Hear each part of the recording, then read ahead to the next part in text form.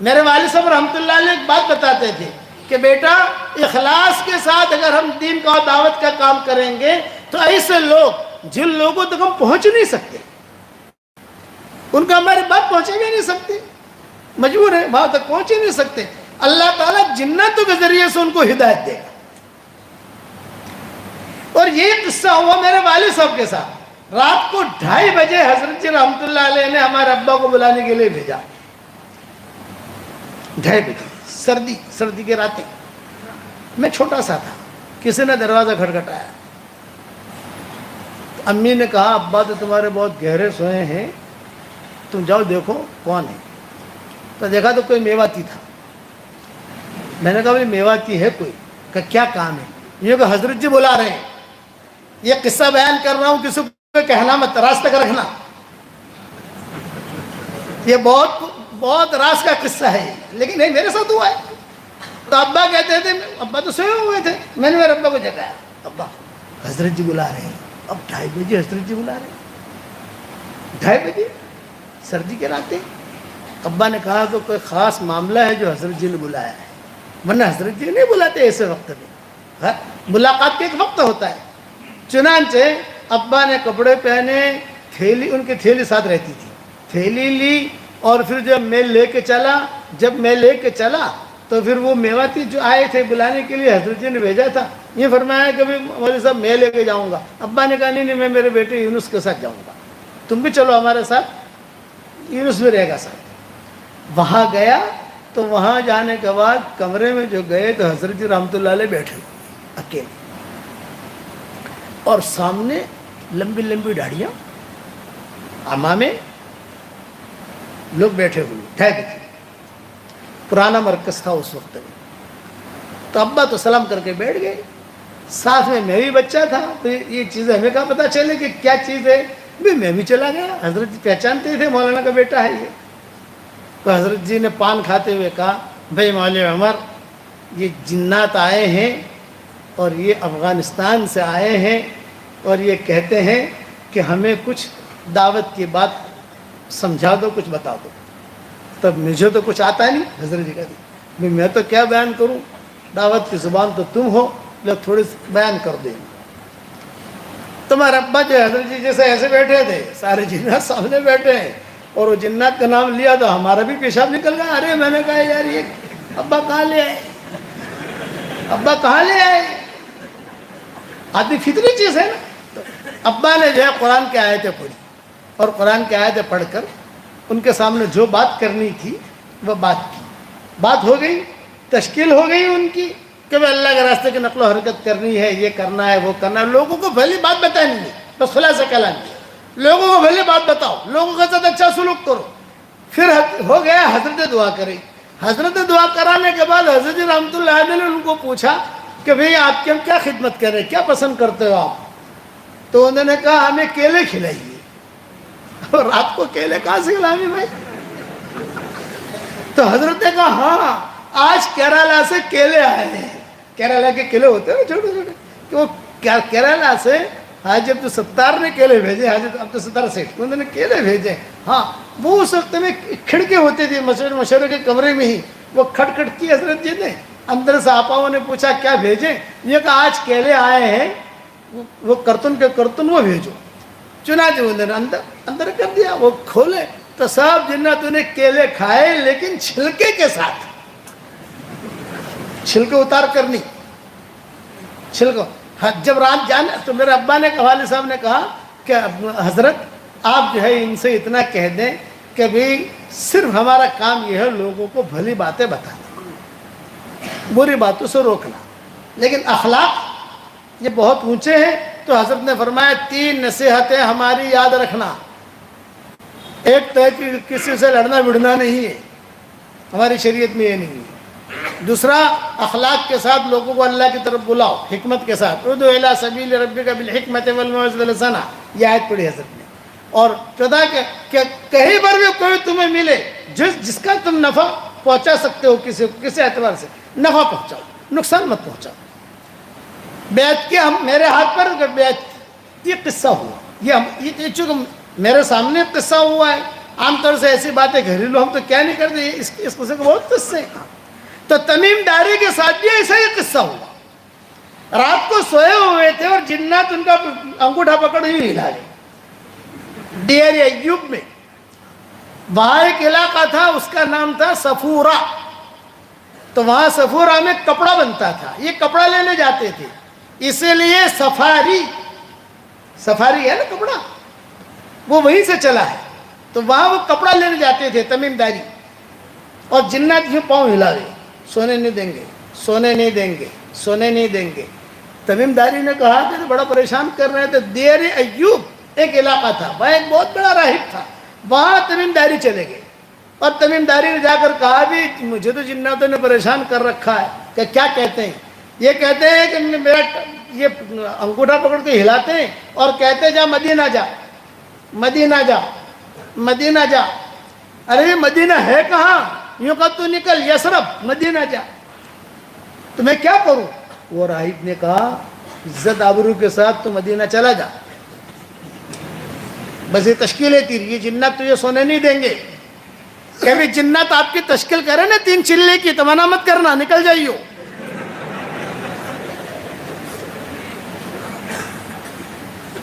چنانچہ تمیم داری کہتے ہیں کہ میں نے مدینہ کا ارادہ کر لیا. جب میں نے مدینہ کا ارادہ کیا تو میرے دل میں آیا کہ وہاں حضور صلی اللہ علیہ وسلم ہے، تو مجھے ہدیہ لے جاؤں. کیا ہدیہ لوں؟ بازار میں گیا دمشق کے، تو وہاں لالٹینیں رکھی ہوئی تھی، فانوس ہے نا ایسے چیزیں خوبصورت. 1 خریدی، 2 خریدی، 3 خریدی، 4 خریدی. اور میں جو ہے اس کو لیا تو دکاندار بہت ہوشیار تھا، اس نے کہا یہ بغیر تیل کے نہیں جلے گی، تیل بھی لے لے. اس کو دھندا کرنا تھا، تیل بھی لے. تو تمیم داری نے کہا نہیں تیل تو میں وہاں مدینہ سے خریدوں گا، کہاں اٹھا کے لے جاؤں. یہاں سے روانہ ہو گئے. اب روانہ ہوئے تو کہاں دمشق اور کہاں مدینہ منورہ، بہت لمبا سفر، اور اونٹنی پر اکیلے، خوبصورت آدمی، نوجوان آدمی، کوئی نہیں، اکیلے. تمیم داری کہتے ہیں کہ میں روانہ تو ہو گیا، لیکن جنات کہا تھا کہ جب تک تو مدینہ پہنچے گا نہیں ہم تجھے چھوڑیں گے نہیں، تو مدینہ جا. جناتوں کی دعوت پر ہی مسلمان ہوئے تمیم داری. اب میں راستے میں بھوک بھی لگتی ہے تو جنات نصرت والی جماعت بن کر آتے تھے. نصرت والی جماعت ہوتی ہے نا، کیلے بھی لاویں، کھجور بھی لاویں، بھئی ہمارا آدمی. یہاں تک مدینہ منورہ پہنچا. اب مدینہ منورہ پہنچا، تھکا ہارا، ناخن بھی لمبے ہو گئے، بال بھی لمبے ہو گئے، بہت ہی کمزوری. وہاں پہنچا، مدینہ والوں نے دیکھا کوئی اجنبی آدمی آیا ہے، تو مدینہ والوں نے کوئی دھیان تو دیا نہیں. لیکن جب میں بیٹھا رہا دیکھتا رہا، اور مدینہ کی مسجد نبوی جو ہے بھی کچی تھی، میں دیکھتا رہا. لوگوں سے میں نے پوچھا ایکم محمد، تمہارے میں محمد نامی آدمی کون ہے؟ خاموش رہے، یہ دروازے سے آئیں گے، مغرب کا وقت ہوگا، ابھی دروازے سے آئیں گے. میں بیٹھا رہا. حضور صلی اللہ علیہ وسلم نکلے. جب حضور صلی اللہ علیہ وسلم نکلے، میں نے آپ کا چہرہ دیکھا. آپ کا چہرہ دیکھتی ہی اسلام میرے دل میں داخل ہو گیا. چہرہ دیکھا اور میرے دل میں آیا کہ یہ جھوٹے کا چہرہ نہیں ہے، سچے کا چہرہ ہے. اب حضور صلی اللہ علیہ وسلم نے مغرب کی نماز پڑھی. مغرب کی نماز پڑھانے کے بعد میں چلا گیا. حضرت میں اس طریقے سے آیا ہوں، جناتوں نے مجھے دعوت دی اور میں یہاں آیا ہوں. تو آپ نے فرمایا ہنی لک، مبارک، کلمہ پڑھ لیا، مسلمان ہو گیا. اب وہ ہدیہ لے گیا تھا، فانوس وغیرہ. میرے دل میں یہ آیا کہ چلو میں تھکا ہوا ہوں، کل تھوڑا ٹھیک ٹھاک کر کے دوں گا. تو میں نے عشاء کی نماز پڑھی اندھیرے میں، فجر کی نماز پڑھی ان کے ساتھ جیسے وہ پڑھتے تھے پڑھی. میں تو نو مسلم تھا اندھیرے میں. تو میرے دل میں یہ بات آئی کہ یہ فانوس وغیرہ حضور کو ہدیہ دوں، اس سے اچھا مسجد کو ہدیہ دے دوں. عصر کی نماز کے بعد میں چلا گیا باہر اور میں نے تیل خریدا. اس نے تیل ڈالا اور بغیر کسی سے پوچھا نہیں، کسی کو سے مشورہ نہیں کیا، کسی کو کچھ نہیں. اور ایک فانوس یہاں لگا دیا، ایک یہاں لگا دیا. ایک صحابہ دیکھ رہے تھے، کسی نے مجھے منع بھی نہیں کیا. اور حضور صلی اللہ علیہ وسلم جو ہے مغرب کی نماز پڑھانے کے لیے نکلے تو حضور صلی اللہ علیہ وسلم نے دیکھا کہ اوہو، ہماری مسجد میں چراغا، ہماری مسجد میں ایسا تو کبھی ہوا نہیں، پہلی مرتبہ. بھئی یہ کس نے کیا؟ سب تو ایک صحابی نے کان میں کہا کہ وہ کل جنات والا آیا تھا نا اس نے کیا. میں دور بیٹھا ہوا تو تمیم داری کہتے ہیں, میں تو دور تھا لیکن میں سمجھ گیا کہ میرے بارے میں. اب مجھے گھبراہٹ یہ ہوئی کہ میں نے مشورہ بھی نہیں. مولانا یوسف صاحب رحمۃ اللہ علیہ جب ایک قصہ سناتے تھے تو مولانا کہتے تھے کہ کبھی کبھی ساتھی مخلص ہوتا ہے اور بغیر مشورے کے کوئی کام کر لیتا ہے تو بھی اللہ اسے قبول کر لیتا ہے. یہ مولانا یوسف رحمۃ اللہ علیہ پوائنٹ نکالتے تھے اس قصے میں. مخلص ہے, کسی سے پوچھا نہیں لیکن کر لیا, اللہ نے اس کو پکڑ لیا. اب مغرب کی نماز ہو گئی. مغرب کی نماز ہونے کے بعد آپ نے وہیں بیٹھے بیٹھے مصلی پر این التمیم, بہت تیری میرا نام جو آیا بھرے مجمع میں گھبرایا کہ آج تو پٹائی ہوگی یا مدینہ سے نکلنا پڑے گا.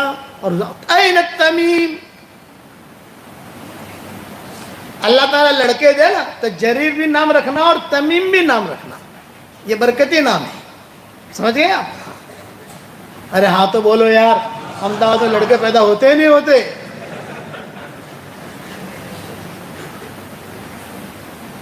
اب میں آیا, سارے صحابہ دیکھ رہے ہیں, میں بیٹھ گیا. بیٹھتے ہی میں نے حضور صلی اللہ علیہ وسلم سے ایک بات کی, حضرت آپ ابھی کچھ مت بولنا, پہلے میری سن لیجیے. یہ میں نے کیا ہے, آپ مسجد کے متولی ہیں, میں نے آپ سے پوچھا نہیں, حالانکہ پوچھنا چاہیے.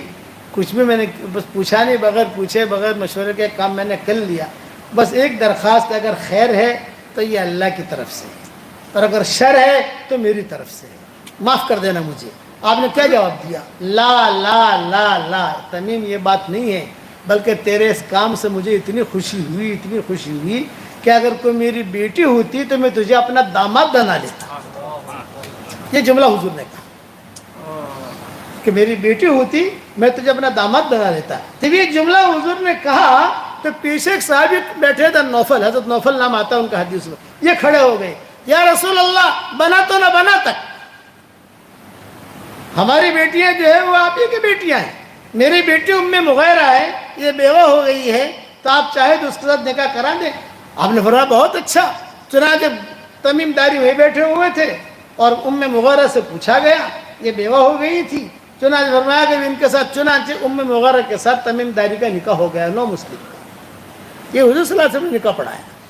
اب یہ جوڑا چلا, ایسا چلا, تاریخ کی کتابوں میں لکھا ہے ایسا چلا کہ مدینہ منورہ کے مالدار جوڑوں میں شمار ہوتا تھا. اور حضرت عمر کے خاص لوگوں میں شب قدر جب ہوتی نا, شب قدر 27 شب نہیں, شب قدر یعنی آخری عشرہ جب شروع ہوتا تو حضرت عمر رضی اللہ تعالیٰ عنہ کہتے, بھئی دیکھو بھئی وہ تمیم داری نے وہ جوڑا پہنے, ایک جوڑا تھا ان کے پاس جو صرف شب قدر میں پہنتے تھے. ایک جوڑا تھا, صرف پورا سال وہ جوڑا پیٹے میں رہتا تھا.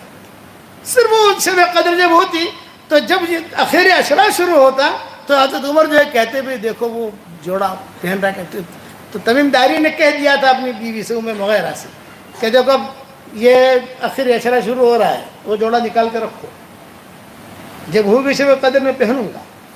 چنانچہ وہ صحابہ ان کو دیکھتے رہتے تھے کہ آج حضرت عمر کہتے تھے کہ دیکھو بھی وہ جوڑا پہن کر آئے کہ جس دن وہ جوڑا پہن کر آتے یہ سمجھا جاتا ہے کہ آج شب قدر ہے. پھر بعض صحابہ پوچھتے کہ بھی آپ کو پتہ کیسے چلتا ہے؟ بولے مجھے پتہ ایسے چلتا ہے کہ سارے فرشتوں کی خوشبو الگ ہے, جبریل کی خوشبو الگ ہے.